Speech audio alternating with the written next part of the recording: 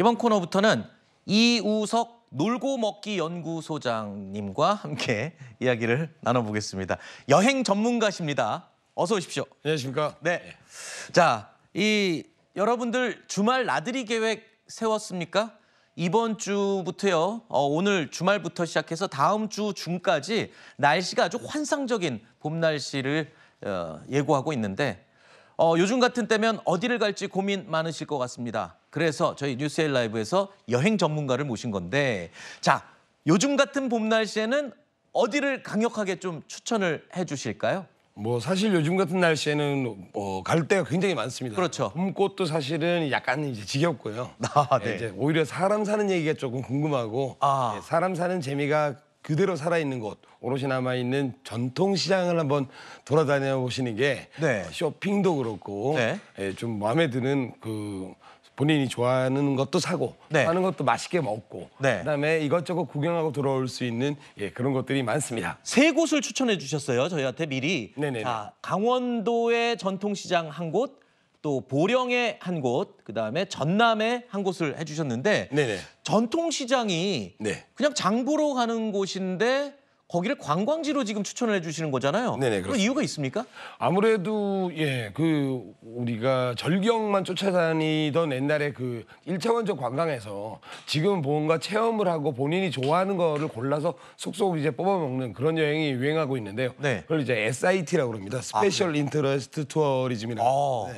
그거의 가장 또 기본적인 게 바로 전통시장, 재래시장을 구경하면서 본인이 좋아하는 것도 사고 먹고 그다음 구경하고 또 보통 전통 재래시장이 남아있는 곳이 보통 그 주변에 아주 절경들이 많습니다. 그렇군요. 그래서 인근에 연계할 수 있는 관광지도 많기 때문에 정말 재미난 여행을 떠날 수가 있습니다. 요즘 같은 5월에 전통시장을 가면 제일 좋은 점이 뭡니까? 봄날의 장터에는 항상 1년 사계절 좋지만 봄날엔 특히 이제 봄나물, 산채들이 많이 나오거든요. 봄나물을 아주 즐길 수 있겠군요. 사실은 예를 들면 춘곤증이라든가 이제 봄에 입맛을 좀 미각을 잃기 쉬운데 그때 이제 산채를 먹으면 굉장히 그것도 예방할 수 있고 훨씬 더 이제 건강에도 좋다고 합니다.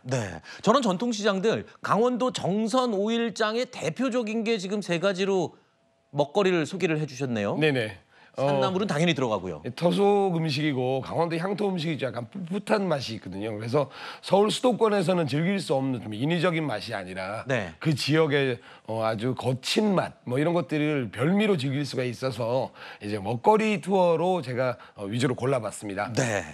이 관광객들이 이 시장 갔다가 아까 말씀하실 때 주변에 명소들이 많다고 그랬는데 저 전통시장과 연계한 명소는 어떤 게 있는지 좀 소개시켜 주시겠습니까? 이제 장터 자체는 이제 그렇게 크진 않지만 장터에서 역에서 장터로 진입하는 길에 보면 이제 강원도 정선에 이제 수려한 이제 산수를 같이 감상할 수 있고요.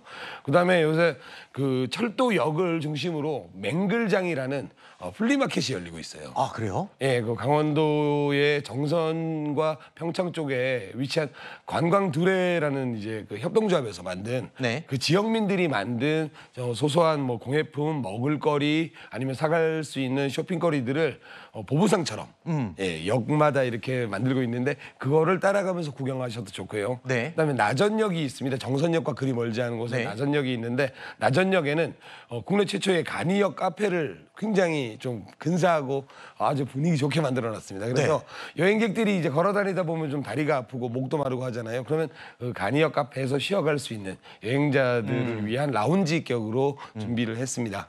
자, 그리고 또 정부에서도 국민들 여행 가라고 막 지원을 해준다는데 이건 또 뭡니까? 지금 6월 여행 가는 달을 이제 바로 앞두고 있는데요.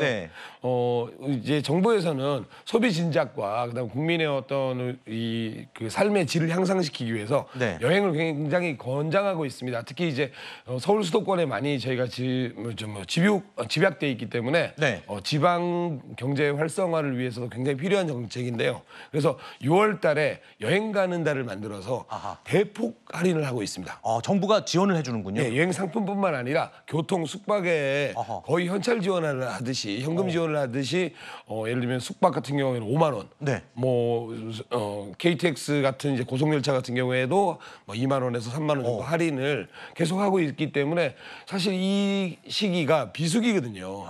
7, 8월 성수기를 앞두고 하는 거라 오히려 이제 그 비성수기의 구분을 없애고 지역 경제를 활성화시키는데 굉장히 좋은 정책이고 소비자로서도 아주 삶의 질을 향상시킬 때 굉장히 좋은 것 같습니다. 소장님도 6월에 이 혜택 누리시면서 당연히 가야죠. 가시면 예. 좋겠네요. 지금 신청하셔야 됩니다. 저도 꼭 이 혜택 누려보겠습니다. 이번 얘기를 들어보니까 여행 가는 사람은 맛난 봄 제철 음식을 먹어서 좋고 또 전통시장의 소상공인들 살려서 좋고 여러 가지로 이득이 되는 일이군요. 소장님 오늘 말씀 감사드리고요. 다음번에 또 좋은 정보 가지고 나와주시면 감사하겠습니다. 다음번에도 굉장히 재미있는 유익한 알겠습니다. 정보 가지고 오겠습니다. 고맙습니다. 감사합니다.